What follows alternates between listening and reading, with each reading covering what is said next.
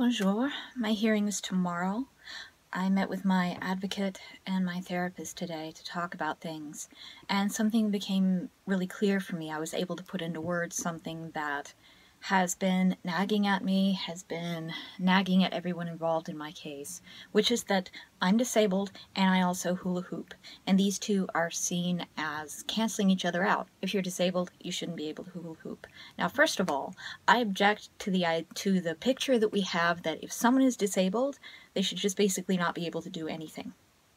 This pisses me off, and I think this dovetails with the idea that disability equals wheelchair, which is reinforced by seeing the wheelchair symbol everywhere.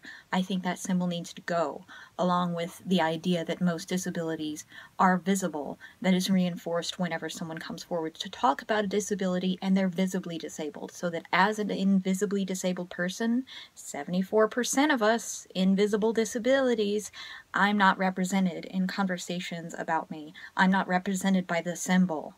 And I know people who get harassed for using spaces when they have valid placards because they're not visibly disabled. So that's rant number one. Now, number two is I want to talk to you about how it is that I'm disabled and I also hula hoop. Low-impact aerobics are prescribed to help with fibromyalgia symptoms. It's been found that it helps, specifically aqua aerobics.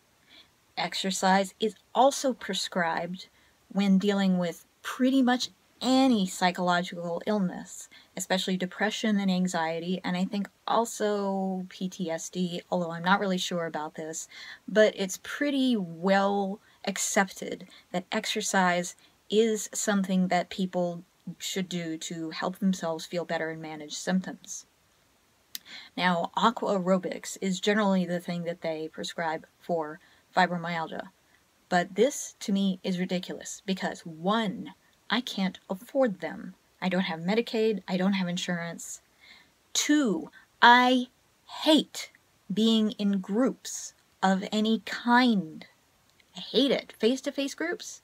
The only groups that I like are groups of artists that are focused on social justice. If I'm taking care of myself, I don't want to be in a group of people who are also hurting and taking care of themselves, because what we have in common is we're all hurting. And people, when they're hurting, can sometimes tend to be not very nice to each other, as I know from a number of in-person support groups that have gone for me. 3. Aqua aerobics takes too much time. I have to drive there, I have to change, I have to go into a pool, which I don't like doing for body dysmorphia reasons, and then I have to shower off all the chemical crap from the pool, and then drive back here. Hula hooping helps reduce my fibromyalgia symptoms. It helps with my psychological symptoms. A hula hoop I can stick in the back of the car and carry with me and always have with me when and where my symptoms spike. So taking care of myself, treating my symptoms, is first and foremost and always going to be my primary reason for hula hooping. It's a treatment for my disability, not an invalidation of it. I'm not the only one who's noticed that it helps to cut down on fibromyalgia symptoms. If I can find it, I will link you to a video from another hula hooper who moved to Carborough, North Carolina, the hooping capital of the Southeast, with her hula hoop and fibromyalgia, because she independently found out that it helped with her symptoms. So it's not just me, but there's not a lot of medical evidence to back this up. And hula hooping is seen as a leisure activity or hobby, or something that you do as a performance for other people. And I've run into that everywhere. People think that what I'm doing with my body is about them. And I know that women in exercise spaces also sometimes have to deal with this too, but I do particularly because I'm just out in the world doing this thing and people will ask me why. And I say because it makes me feel better. And that is the truth. I'm disabled. I hula hoop to help with my disability, to manage my disability symptoms, to make myself feel better. That is why I hula hoop. Yes, you can be disabled and hula hoop. Yes, you can be disabled and still have a life. I reject the idea that disability means that I just pretty much have to spend all day long in bed.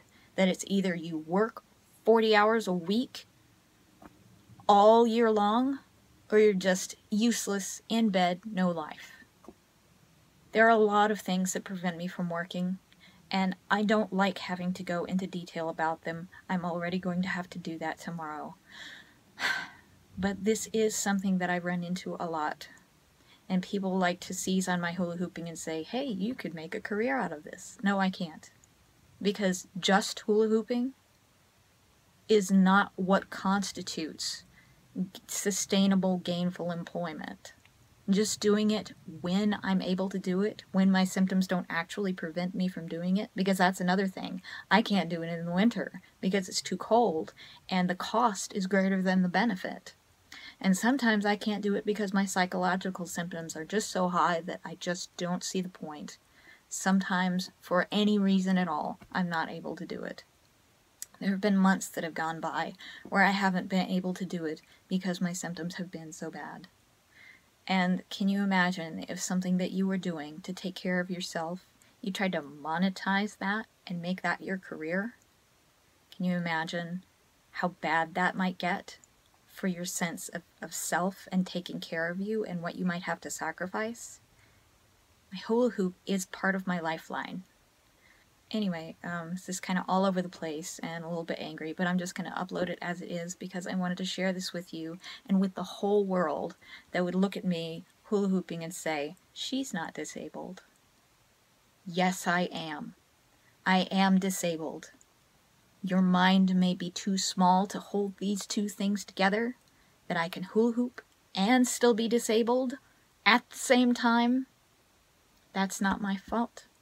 That's on you to understand, to stretch your mind, and to encompass that, and to understand what it means to not be able to hold a job.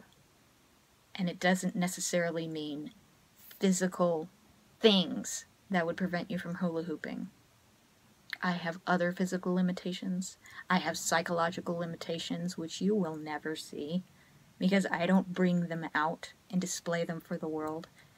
And I violently object to the thought that I should have to in order to prove my disability to anyone other than, unfortunately, the judge tomorrow. Tomorrow. Thank you for watching.